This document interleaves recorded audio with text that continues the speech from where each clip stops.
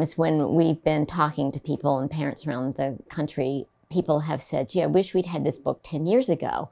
And I often say, I wish I'd had it 10 years ago, because it was 10 years ago that my first son, whom I thought, oh, you're ready to go, you're excited to go to college, had a very severe depressive spiral that began in his second semester of his freshman year.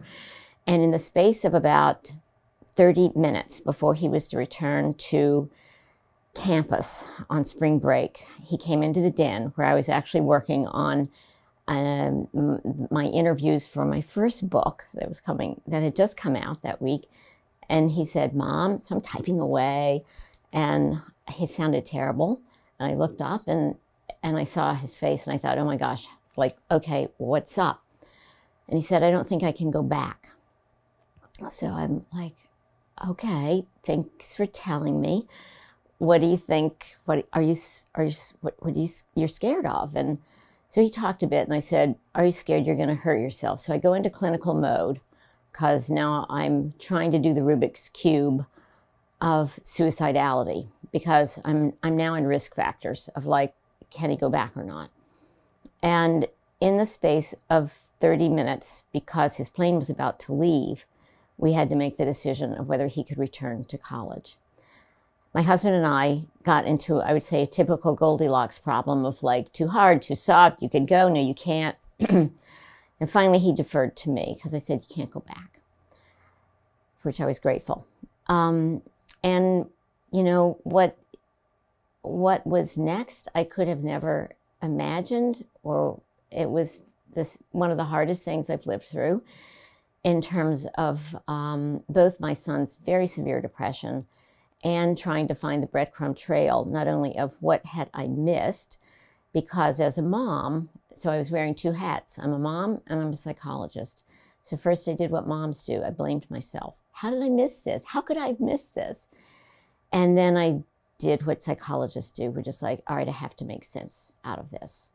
And I spent the next couple of years not only trying to like find the correct help and treatment for him, which led me to Tony Rostain, but I also began to write about it, because I had to process what for me was really his trauma and my trauma of being frightened for really about 2 years about suicidality.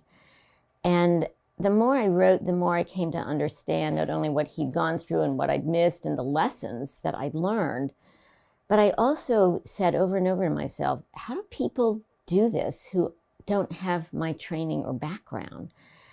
And then, as I've often said to my husband, oh, P.S., we wouldn't be married unless I had my training or background, because we had like battle royales about like what was just the right mix of like support and toughen up. And a lot of couples go through very polarized times in their lives when they have a child who's vulnerable in particular ways, but they don't know how to understand it. The most important thing starts a long time before college, not to be discouraging to parents who are just getting ready to send their kids. And that's the ability for parents to really listen to their kids so that the kids will keep talking to them, and to find ways to hold your breath when your kids do scary things, and also for parents to strike this balance. It's a seesaw. Parenting is really a seesaw between trying to protect, our kids and trying to promote their freedom and autonomy. And anytime parents are anxious about their kids' well-being, which I think we live in an era of anxiety and fear, they tend to err on the side of let me control more. So one of the most important things that parents could do is to kind of err on the side of promoting autonomy, because otherwise your child will not be prepared to be, in the pseudo-autonomous life we call college. And they need to let their kids make mistakes and learn from their mistakes and screw up, and not be frightened about that you can't recover. Because to the extent that kids really don't have much experience with whether it's failure, by failure I mean getting a B, as opposed to all A's, they're not well equipped to be resilient. And you need to be resilient in order to be on your own.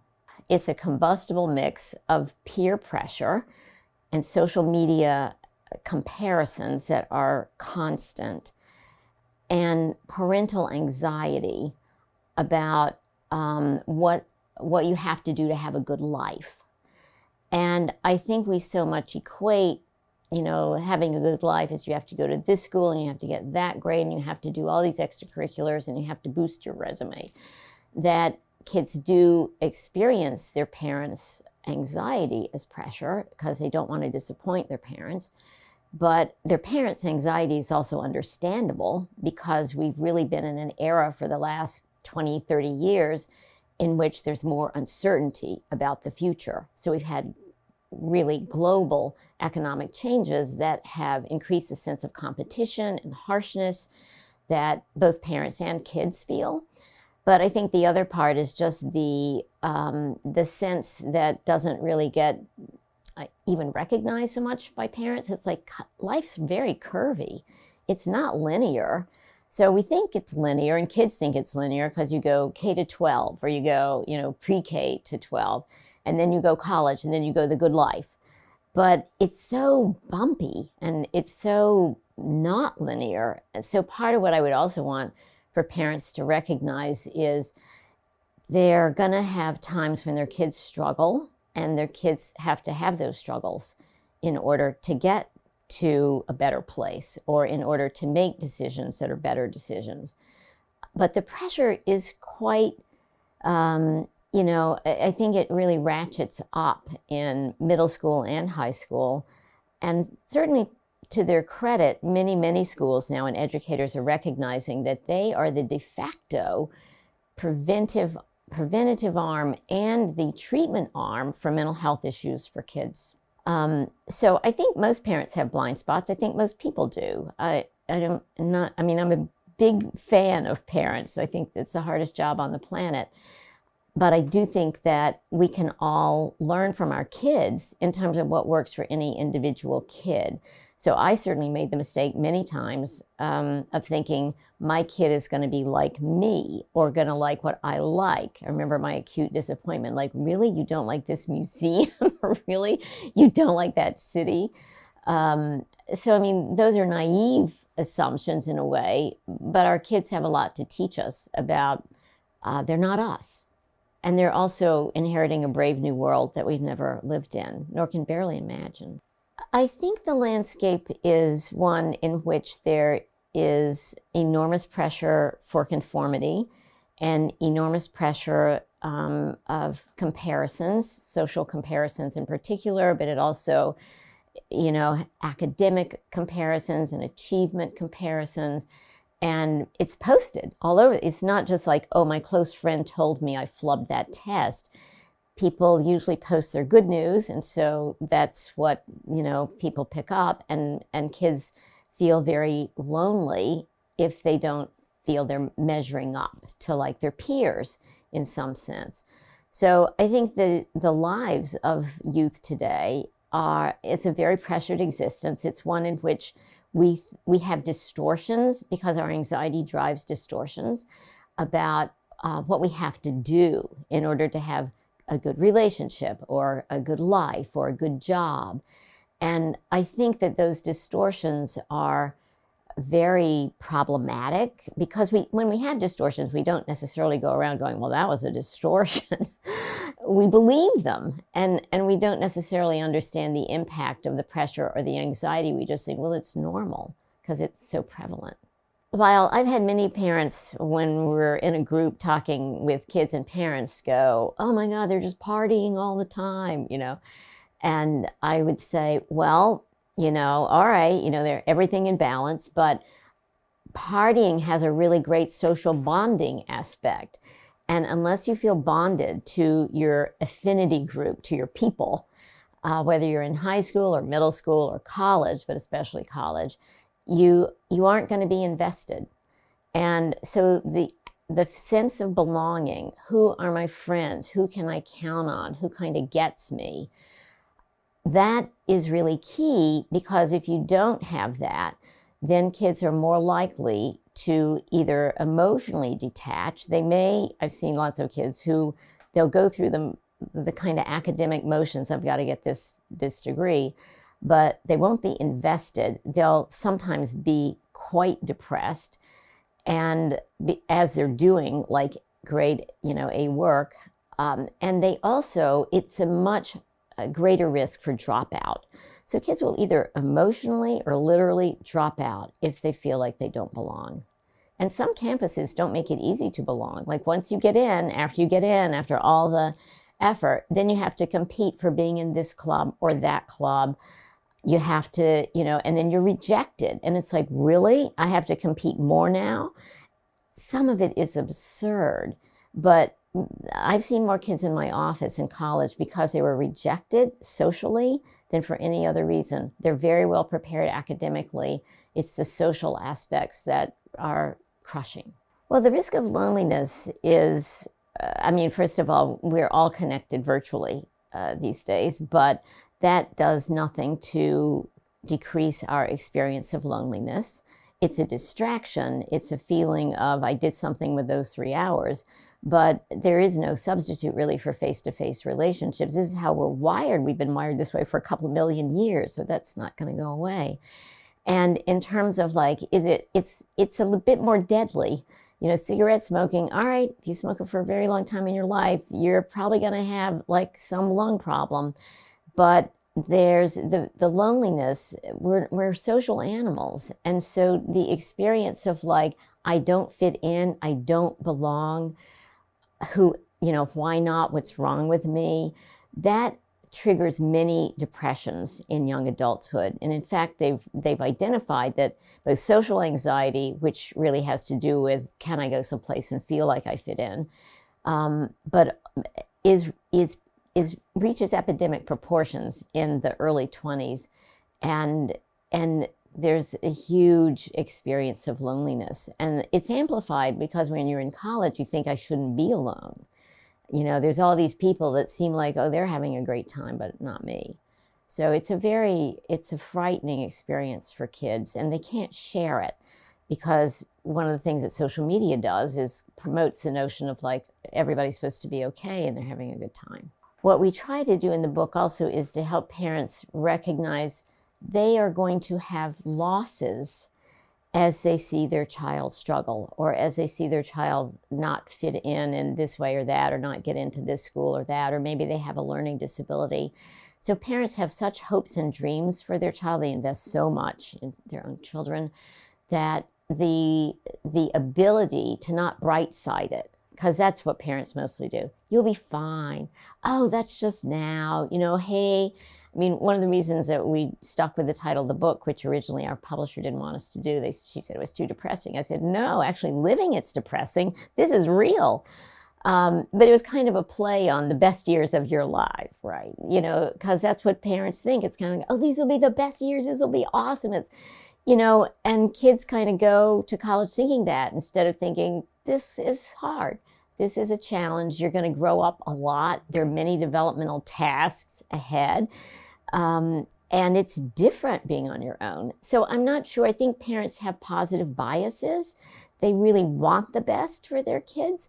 And that's understandable. And part of what I, ask parents to do is manage your own anxiety, manage your own loss, as you see that you cannot exert control over everything you'd want to on behalf of your child. Anxiety and depression are running neck and neck for the most common reasons for kids who enter the college counseling offices these days. I think it is a byproduct, and Tony and I talk about this in the book. It's a byproduct of the culture of fear that we're living in. It's a byproduct of the pressure that kids feel.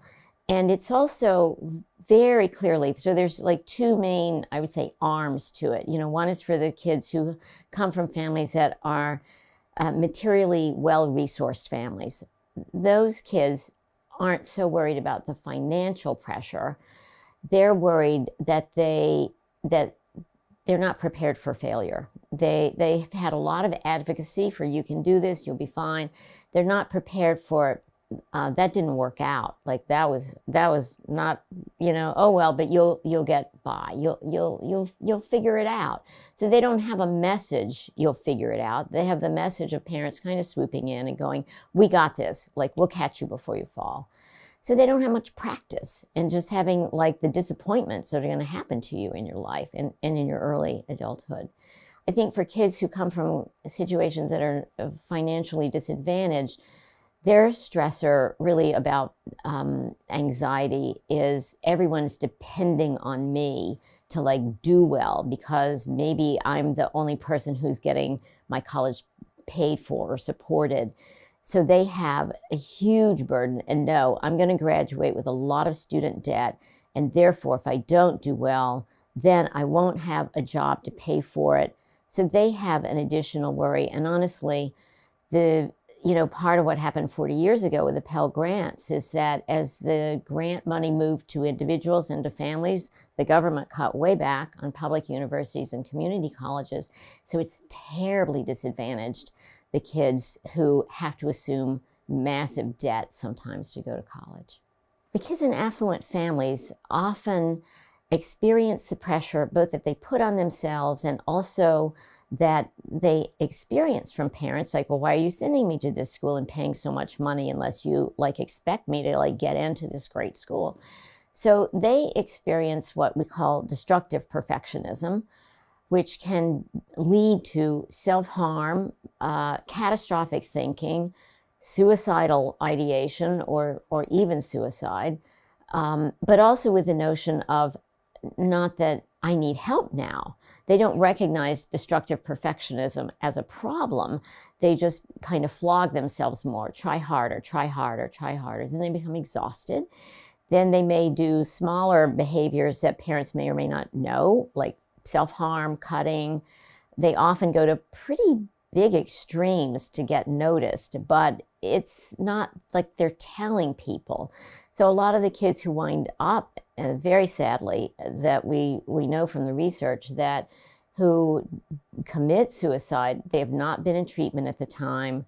And somewhere between 65 and 70% of kids who report as severely depressed give the reason of, I'm too busy, or I don't want to go to get treatment, or I don't need it, as the reason not to go. So one of the things that we really promote in our book is mental health literacy.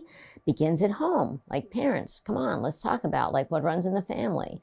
And let's talk about the preventative efforts that parents can make to model that it's okay to get help. Part of the preventative aspects, and again, I have to acknowledge and want to acknowledge that certain mood disorders are going to predispose kids, whether it's to self-harm, like cutting, or to substance abuse, or to major mood disorders. Biology obviously has a hand in this. So the prevention is partly for parents to take seriously when their kids' behavior changes, their sleep changes, their affect changes, so that they pick up signs and don't just say to themselves, well, it's just teenage stuff. If a child tells you, or a teenager tells you, I'm having a hard time, to pay really close attention, because they aren't going to tell you that often and they usually are going to tell their friends first. So the other kind of safety net preventative that people can do before kids go to college is make friends with their friends, in that sense of, you're welcome to come over, let's hang out. So my older son, who he first told a good high school friend of his, yeah, I can't go back, I feel suicidal. And that friend said, because he knew us really well, because he'd spent a lot of nights at our house, he said, you have to tell your parents. So prevention is partly not assuming that like there's some magic formula to be resilient. It's partly recognizing, let's listen to what kids are saying. Let's be aware of our own biases. Let's be aware of what runs in the family. Let's have casual conversations as we can, so it doesn't come off as we're lecturing you. And our goal was to help people know there's help out there. Like, even if you don't have face-to-face help, even if you don't know where to turn, there's lots of ways to access help. Campuses are very well-resourced now. They have, NAMI on campus, they have the JED Foundation, they have Active Mind. So many campuses are very pro mental health, and let's promote like your mental health. They're doing a lot of different steps. But we also wanted parents really just to have a sense of like, hi, we're not the only people who can like help you. And there are, and so we set out to kind of fill in a lot of the blanks that we thought parents might have as questions, or where do I turn, whether it was about substance abuse or whether it was about what's a good hospital for, eating disorders, things like that. The HIPAA and the FERPA. So the HIPAA pertains once you're 18. What parents need to know is that their child is no longer legally a child, and you will not have access to confidential information such as medical information. FERPA is more about grades, but FERPA is also about, can staff talk to counselors? Can staff talk to parents? Although mostly it would run through a counselor, but it's a collaborative model. And so the benefit of having these papers signed, and one of the things I would say to students is, this does not mean you've signed away all your privacy rights. It just means, hi, can we discuss this with your folks? And if you've signed it, then it makes it easier. So it's important for kids and parents to talk about it. What are the pros and cons, both ways, of signing it or not signing it? But for example, I ran into this problem with my older son because it's not something that colleges necessarily alert parents to, like in the welcome to college brochure. Hey, have a conversation about like signing the HIPAA and FERPA forms. And FERPA is different with every college, so parents really do need to inquire with the college about that particular set of rules and regulations. But HIPAA really is more hey, if we think that your parents could help us out here, because I think more colleges are now seeing parents as partners. And also just the handoff between 25% of kids who go to college now have had some prior mental health treatment, are on psychoactive medications. So if I'm a college counselor, I'm going to want to talk to the person who saw you last, who knows you better than I do. And that's what HIPAA allows for. It's really a sharing of important information that can be, kind of benefit the student.